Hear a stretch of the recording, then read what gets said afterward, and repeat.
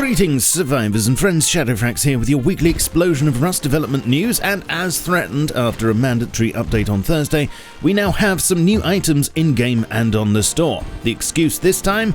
The Lunar New Year, first of all, and everyone should be able to craft these for a while until Facepunch switches it off. We have Firecrackers, costing 10 frags and 10 gunpowder a shot. Chuck them on the floor and they go bang for about 20 seconds. They may or may not give a door camper minor heart palpitations, but they will give you that sweet, sweet feeling of just having wasted some valuable crafting materials. Next, on the store, and costing about the same as the real thing when it's on sale the week after everyone was meant to use them, we have the large and small fireworks packs. The small pack contains 3 flavours of volcano and 4 colours of Roman candle, and the big one gives you 6 types of boomer.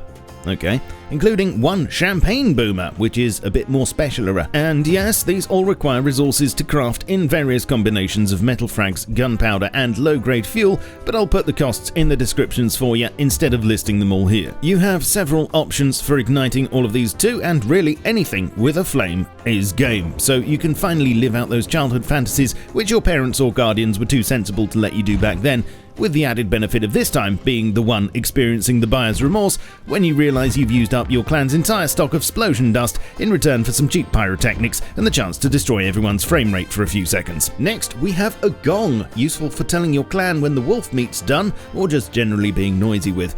I guess technically it could be used as a musical instrument too, as you do get a different note out of it depending on where it's hit or shot. And lastly, there's a rat mask, which gives the same protection as last year's dragon mask, because this is the year of the rat, I guess.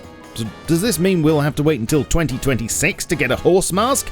I jolly well hope not. Also, here's a question. Which year is Year of the Pie? Answer? Every year is Year of the Pie, of course. But that's another story for another time. In addition to all of this, and going back to fireworks, there's a new electrical component available called the igniter, and it does exactly what it says on the tin. When hooked up to a power source, it'll start spraying sparks indiscriminately and will set off anything combustible within a small radius, including fireworks, but also campfires, furnaces, lanterns, and unexploded bean cans and satchel charges, just in case you'd like to automate this stuff. It's just a shame we can't pre-place explosives in an unlit state, really, otherwise this could spawn the next generation of trap bases.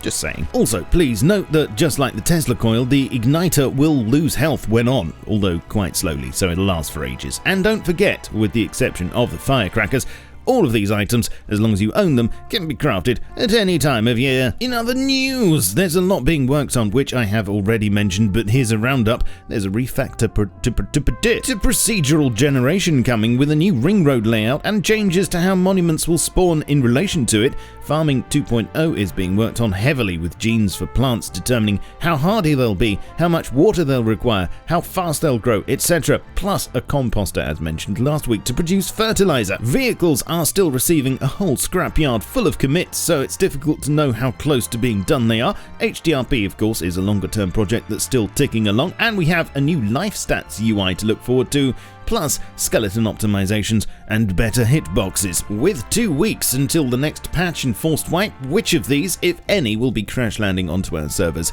I guess there's one easy way for you to find out, and that's to gently face punch the subscribe button and notification bell into submission, and I'll do my best for you every Friday. Please consider funding my habits here by supporting me on Patreon or subbing to me on Twitch, where I stream 3 times a week. Links will be down below. I'm also available on Twitter, Facebook, Discord, and my Steam group, so join me on all of those and I'll catch you soon. But in the meantime, keep calm and stay rusty.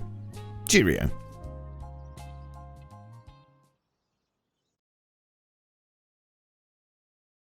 There's a refactor